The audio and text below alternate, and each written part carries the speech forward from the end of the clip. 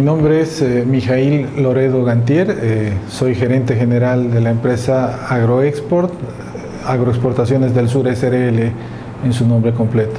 Es argentino, ¿verdad? Sí. Gantier. ¿No? Sí. Entonces, perfecto. ¿Hace cuántos años está aquí, entonces, Mijail? Bueno, yo llegué a Santa Cruz muy jovencito, a mis 18 años, y hace 22 años estoy trabajando con alimentos nutritivos, los nutracéuticos. Y hace 15 formamos la empresa Agroexportaciones del Sur. Nutracéuticos es un concepto raro en las partes altas, ¿no?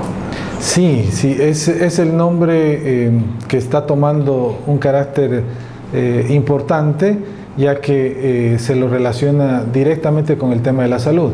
Una forma de estar saludable es a través de la nutrición adecuada, y el término nutracéutico significa que nos podemos medicar, entre comillas, con nutrición adecuada antes de medicarnos con medicamentos químicos, pues, ¿no? Muy bien. En ese sentido, ¿cómo podría describir la situación de los superalimentos? Más o menos hace unos 10 años, ¿no? ¿En qué situación? ¿Cuál es la problemática que tienen estos? La producción masiva de exportación, claro, de los superalimentos, ¿no? Bueno, viene muy ligado al desarrollo del mercado mismo, ¿no?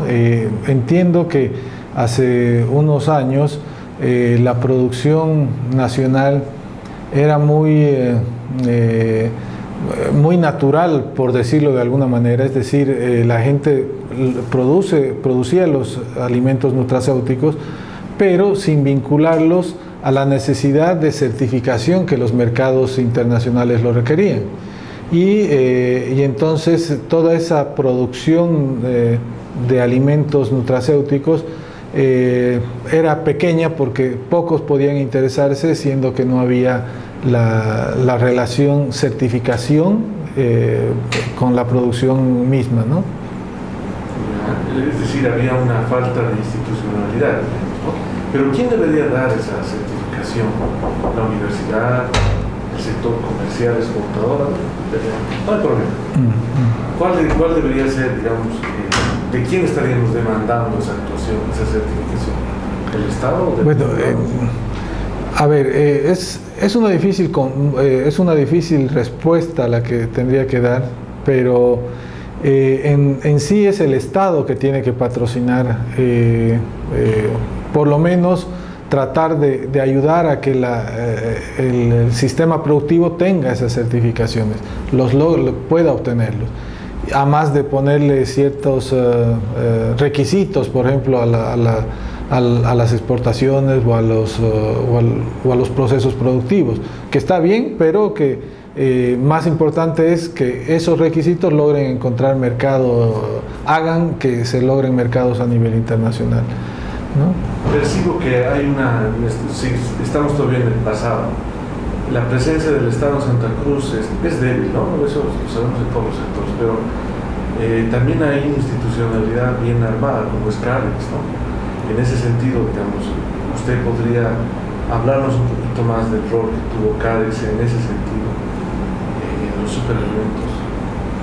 Sí, CADEX tomó la decisión de apoyar a algunas empresas exportadoras de estos alimentos para encontrar mercados, justamente, ¿no?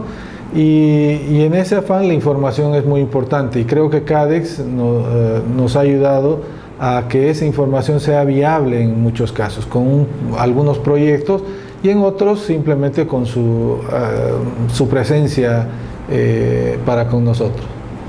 Ya. Pasaremos ahora a la segunda parte, que es ya la empresa. Cuéntanos un poquito cómo la describe a la empresa. ¿Sería el nombre correcto? ¿Es Agroexport. Agroexport. ¿Es sí. una sola empresa o es un consorcio? Es una empresa, sí. Por favor, descríbala. Bueno, Agroexport es una empresa de sociedad de responsabilidad limitada. Somos 4 socios y los 4 tenemos la experiencia previa, antes de formar la empresa, de haber trabajado en instituciones importantes a nivel de producción agrícola y de alimentos. y en un par de los casos, que es el mío y el de mi socio, que es gerente de producción agrícola aquí, ligada absolutamente a la producción de nutrialimentos, en este caso en particular con el sésamo. El sésamo es un producto que no se producía en Bolivia, somos nosotros que lo traemos hace 22 años a Bolivia. Hacemos una investigación de más o menos 70 variedades de diferentes lugares, y toda esa investigación, se imaginarán, no es sencilla, porque hay que sembrar, hay que ver cómo se desarrolla el cultivo en un lado, en otro lado, hasta que definimos cuáles eran las variedades adecuadas para que se queden como producción nacional. Y desde entonces, desde el primer año comercial, por ejemplo, hemos logrado contactar clientes en Japón y consecutivamente desde entonces, sin que falte un solo año, nos han comprado la producción de sésamo en Bolivia, ¿no? A nivel Japón. Hablemos un poquito de datos en ese sentido, ¿no? Si podría darnos más o menos estos 21 años, cuánto de inversión resultó, fue necesario para sostener la variedad que ahora ya tienen, dónde la producen, quiénes son sus proveedores, más o menos. Ok. Bueno, la inversión en investigación agrícola es muy grande, porque no solamente hablamos en términos monetarios, sino de tiempo. El hecho de hacer investigación agrícola significa que uno debe sembrar alguna variedad para la investigación y esperar cómo le va en el proceso productivo y saber cómo está la cosecha al final, y después ver si esa cosecha va a tener acogida en el mercado. Entonces, en ese interín de tiempos puede pasar fácil, mínimo 5 años, entre 8 años, ¿no? Y el cálculo de la inversión podría haberse distorsionado si le digo un monto. Ahora, una vez establecida la variedad, ya desarrollarla con productores locales ha sido la siguiente tarea. Y en nuestro caso hemos recurrido a pequeños productores para que lo hagan, porque es un producto de alta necesidad de mano de obra, y el agricultor más apto para realizar estas tareas de mano de obra es el agricultor pequeño. Entonces nosotros hemos llegado a aquellos espacios donde nadie llega. Estoy hablando de, por ejemplo, la Chiquitanía, comunidades muy pequeñas de gente originaria que ha empezado a sembrar el sésamo por impulso, digamos, de nosotros como empresa. Lógicamente, nosotros le decimos, te damos la semilla, te damos los insumos que necesites para producirla, te damos dinero para cuando necesites alguna cosa, con la única condición de que nos vendas la producción a nosotros. Entonces, es así que hemos logrado crecer en toda el área de la Chiquitanía. Estamos en San Martín, en San Ignacio, San Miguel de Velasco, Roboré, estamos en Guarayos, ¿no? por irnos a otro lado, pero hemos tenido un impacto grande con pequeños productores, quienes nos entregan la producción y nosotros generamos la oferta exportable de esa manera, ¿no? Y una palabra cuando dice pequeño agricultor, digamos, ¿a qué se refiere? Bueno, trabajamos con casi 4.000 productores pequeños, y esos productores en promedio harán 2 hectáreas en promedio. Lógicamente hay quienes hacen más de 20 hectáreas y hay quienes hacen menos de media hectárea también, pero en promedio esos 4.000 productores nos entregan la producción anual, ¿no? Más o menos el rendimiento por hectárea es de volumen. Por hectárea, medio kilo, o sea, perdón, 500 kilos por hectárea, 500 kilos por hectárea. ¿Y cuánto más o menos recibe el agricultor? Lo que pasa es que nuestro foco es la agricultura familiar, ¿no? Ajá. Y ahí empieza toda una cadena.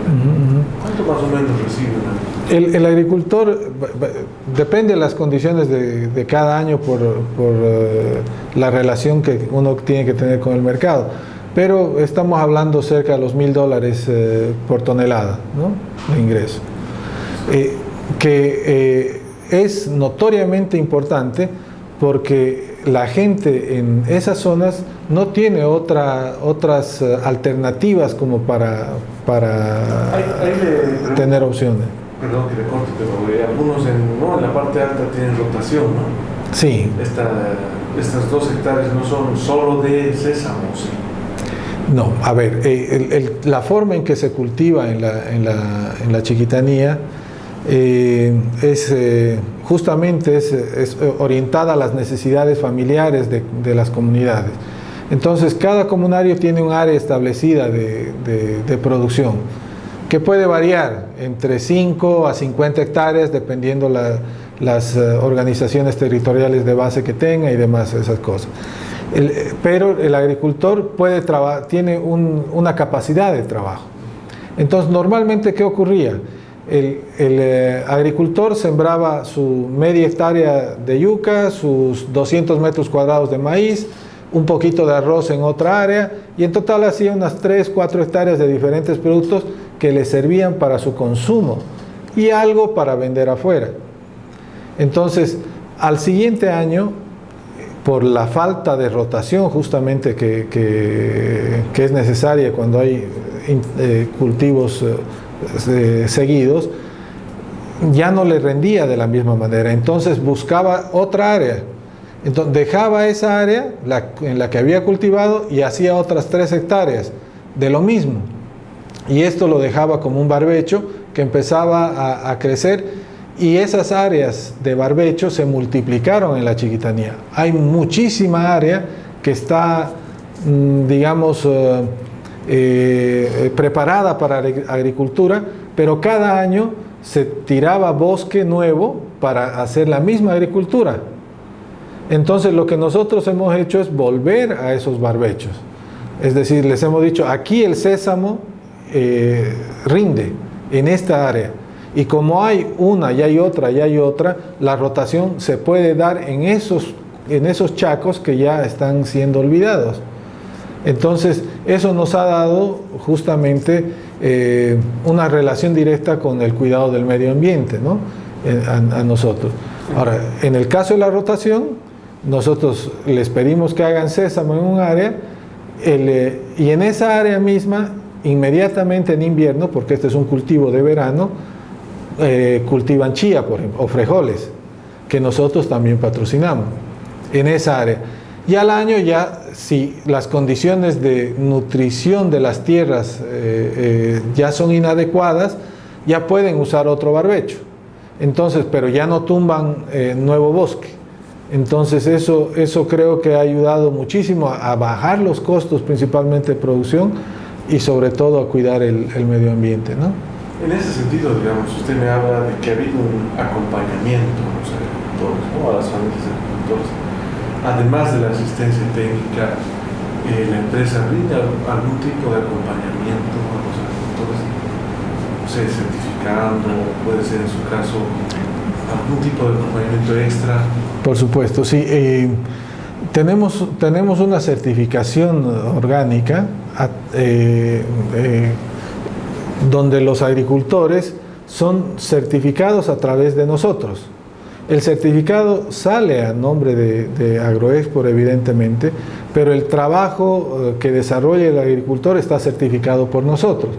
Entonces es una certificación orgánica directa la que tienen los agricultores. ¿Esa certificación es nacional o internacional? No, es internacional. Nosotros certificamos con Control Union y estamos certificados para Europa, para Japón, para Estados Unidos y para Bolivia, ¿no?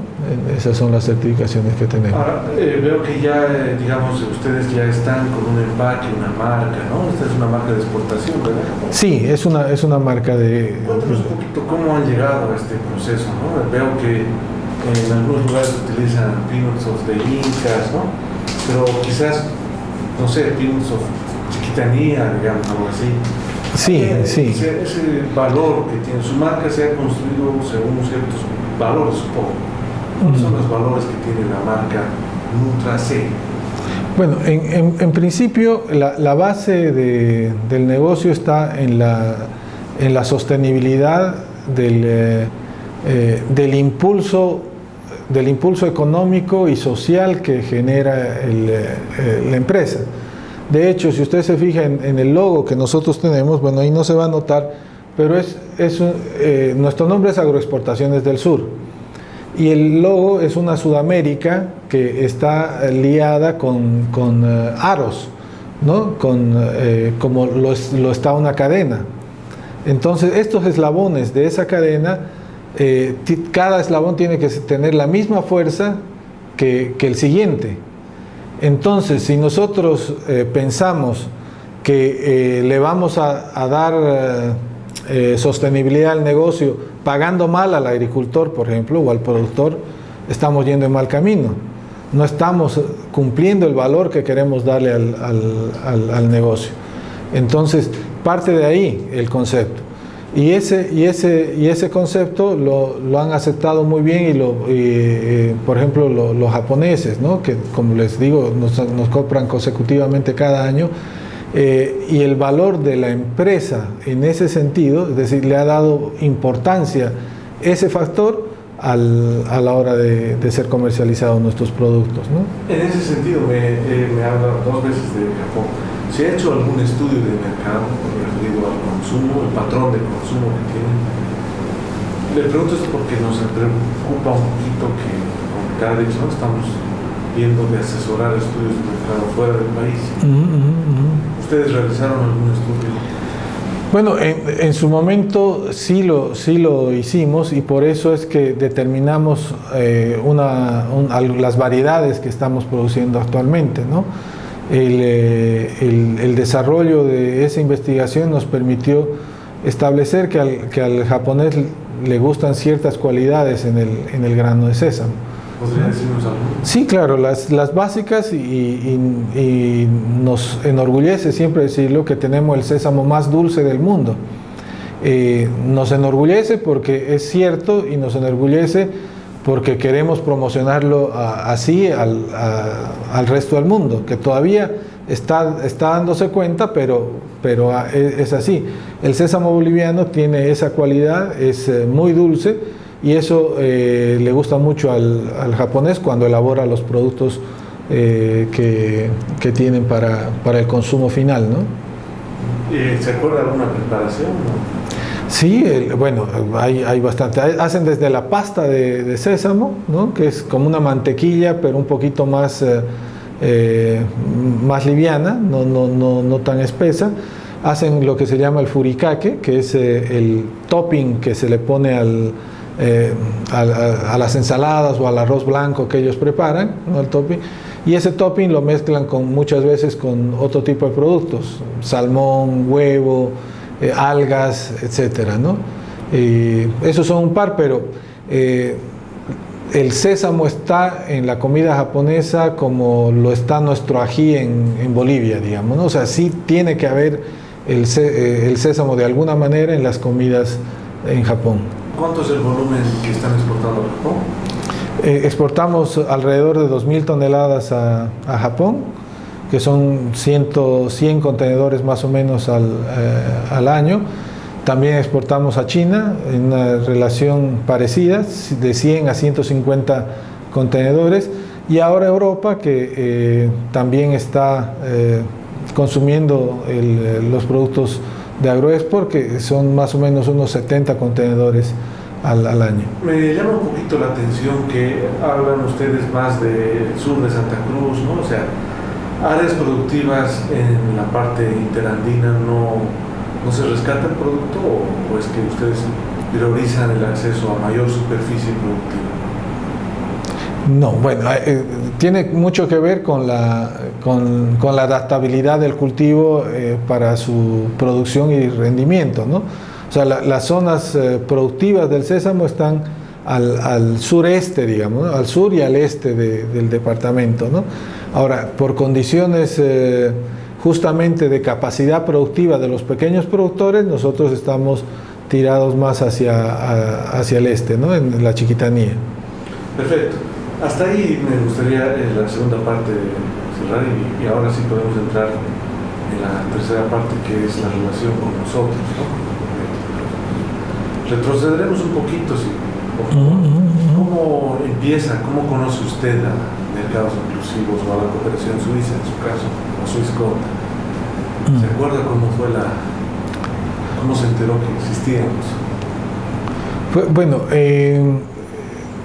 a ver, yo participé de una feria en Biofac en 2020, antes de la pandemia. Me vine junto con la pandemia, se puede decir, y en aquella ocasión se me acercó una persona y me habló del mercado suizo, sueco es, ¿no? Los países escandinavos, pero... De suizo, sueco... y de que había programas justamente de cómo llegar a esos mercados, ¿no? Ya después Cadex nos informó de que había un programa y que si estábamos interesados, y por lo que yo había escuchado de la capacidad que tienen los mercados escandinavos en Europa, me interesó muchísimo y nos adscribimos inmediatamente. Justamente en el folleto hay una foto de la Biofac que está, sí, ¿no? Que está incluida, que para nosotros es importante señalar, ¿no? Así es. Pero veo que usted ya ha participado, es decir, Agro Export ya participaba en estas ferias de manera independiente, ¿no? Ya había una actitud comercial agresiva, digamos, ¿no? ¿En relación? Sí, de hecho fue justamente lo que nos permitió crecer en los mercados asiáticos, la participación en ferias, pero es distinto lo que ocurre con Europa, es otra forma de ver el negocio y se necesita otro tipo de actividades, y eso nosotros no tenemos experiencia, ¿no? Y por eso es que queremos acercarnos un poco más al proyecto. Continuamos sobre esa misma vez. Entonces usted nos conoció Biofac, ya había presencia. Luego hablemos un poquito de los servicios que Cadex, no sé si usted participó en uno de los talleres, ¿no participó? Sí. Sobre eso, ¿cuál ha sido su experiencia? Bueno, la verdad que los talleres nos están sirviendo mucho porque estamos rompiendo ciertos paradigmas. En mi caso, yo soy ingeniero comercial, ¿no? Y he tenido teóricamente mucha inducción a ciertas formas o estrategias de manejo comercial. Y ahora, con los cursos que estamos teniendo con el proyecto, me han hecho ver de que el mundo ha cambiado sobre esas teorías, y que la apertura de mente que me permitió hacer la universidad es lo que me está logrando hacer entender de que hay que adaptarse a las nuevas circunstancias que los mercados exigen, y perfectamente eso está haciendo los cursos del proyecto conmigo. ¿Alguno que le haya quedado grabado, algún curso? Bueno, justamente aquel en el que se habla de cómo introducir una charla para después avanzar sobre una negociación. O sea, parece muy sencillo, ¿no? de entender, pero es fundamental para trabajar algunos mercados europeos y en sí los escandinavos, ¿no? Desde saludar, de cómo saludar y hasta cómo terminar la negociación. Entonces es muy importante para nosotros conocer eso. Súper bien. En ese sentido, ¿cuáles son las demandas de continuidad que tiene usted como parte de Cadex? ¿En qué podríamos tener más cursos? ¿O qué quisiera usted que se mejore dentro de Cadex desde nuestro apoyo y cooperación? Sí, tal vez en el tema de conseguir la información concreta para buscar la certificación orgánica dirigida ya a los países escandinavos, ¿no? Porque es diferente. Nosotros estamos certificados orgánicamente para Europa, que es interesante, pero por ejemplo para algunos países escandinavos no es suficiente. Entonces, si CADEX pudiera conseguir algunos cursos en ese sentido para que nosotros y nuestro staff pueda comprender mejor los pasos a seguir, sería ideal. Ahora, empezando ya en el futuro, ¿no? La relación, algo, soy honesto, confieso, necesitamos ver si la agricultura familiar forma parte de su cadena exportadora. Necesito que me responda. Si no es así, no tendrá problema. No, sí forma. Le pregunto, ¿qué rol, qué participación tiene la agricultura familiar en su cadena de exportaciones? Bueno, para nosotros es fundamental, porque en principio el rol que cumplía nuestros primeros productores eran las mujeres. Resulta que nosotros, al promocionar los cultivos, llegábamos a las comunidades y a las familias precisamente tocando la puerta y nos atendía una mujer.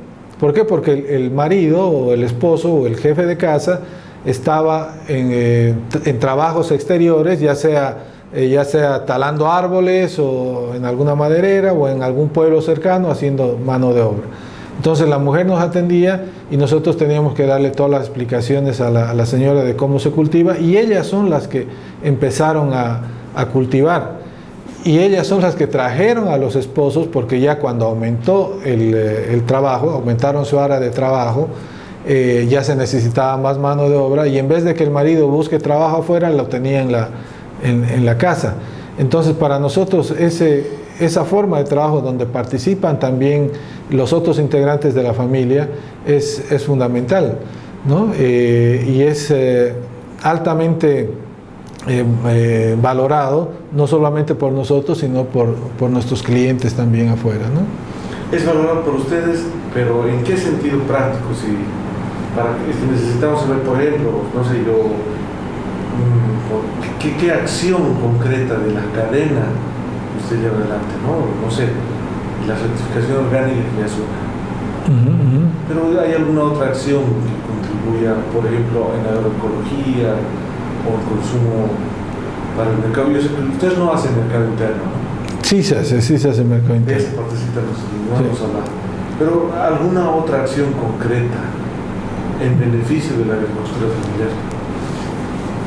O sea, acción directa como tal, podemos decir que es el hecho de que no hay más desmontes, no se están haciendo desmontes nuevos. Lógicamente sí se hacen por lo que escuchamos todos los días, que hay nueva gente que llega y demás cosas, pero los que están establecidos antes tenían esa costumbre de ir deforestando áreas para ir ganando área agrícola, sin que necesariamente toda esa área cumpla su función, simplemente porque la nueva tierra tiene mayor capacidad de rendimiento.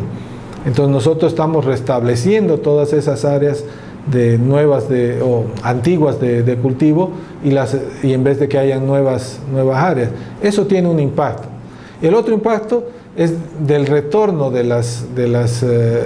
a la unión de la familia. El padre estaba 6 meses afuera, los hijos se criaban solamente con la ayuda de la madre, y ahora las familias están en la familia, en la casa, haciendo un trabajo conjunto. Decía, los primeros años, cuando estas mujeres nos ayudaban a sembrar, nosotros fuimos y le pagamos, ¿no? Porque ese era el trabajo, que sepan que ese trabajo tiene su valor. Entonces nosotros cuando fuimos y le pagamos la primera vez a la señora no quería recibir. ¿Cómo me va a dar tanto dinero por este trabajo? No, esto es mucho, no, pero señora, le corresponde, tenga, agarre, eso es suyo. ¿Cómo 2 quintales? Si antes tenía 2 quintales de sésamo y recibió, no me acuerdo la cantidad, pero era una cantidad importante. ¿Cómo me van a pagar tanto si antes tenía que caminar 30 kilómetros en el burro para traerme 20 bolivianos de la venta de mi maíz? Entonces, ese impacto no se lo ve, no se lo puede cuantificar, pero la gente está también económicamente recibiendo más apoyo, ¿no? Más apoyo directo con financiamiento nuestro en la primera etapa en la producción y con las ganancias que recibe una vez vende el producto. Volviendo a la pregunta, ¿cuáles son para usted estas iniciativas de mediano plazo que pueden tener sentido para su actividad? Sí, bueno, los estudios de mercado son particularmente importantes para nosotros para establecer qué es lo que vamos a hacer en adelante, ¿no?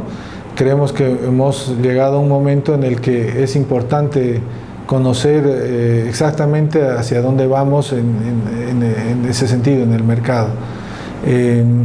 Tenemos intención de crecer con productos con valor agregado y por ahí no tenemos la condición para saber cómo trabajar esos productos. Es decir, tenemos, por ejemplo, hacemos unas barras energéticas, nosotros que claro, bajo las condiciones de los estudios que hemos hecho internamente pueden tener buenas condiciones, pero no sabemos si ese producto puede ser aceptado o no en algún mercado internacional.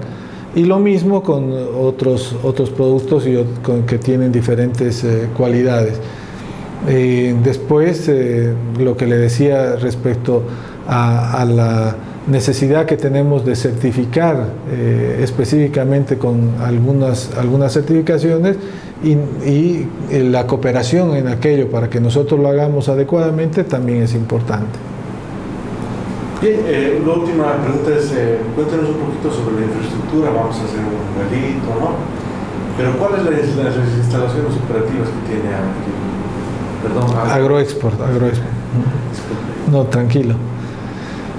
Bueno, nosotros tenemos solo esta planta de producción, que son más o menos 6.000 metros cuadrados, de los cuales entre galpones y oficinas usamos un 90% más o menos, que ya está ocupado, y adicionalmente trabajamos en las diferentes comunidades donde tenemos productores.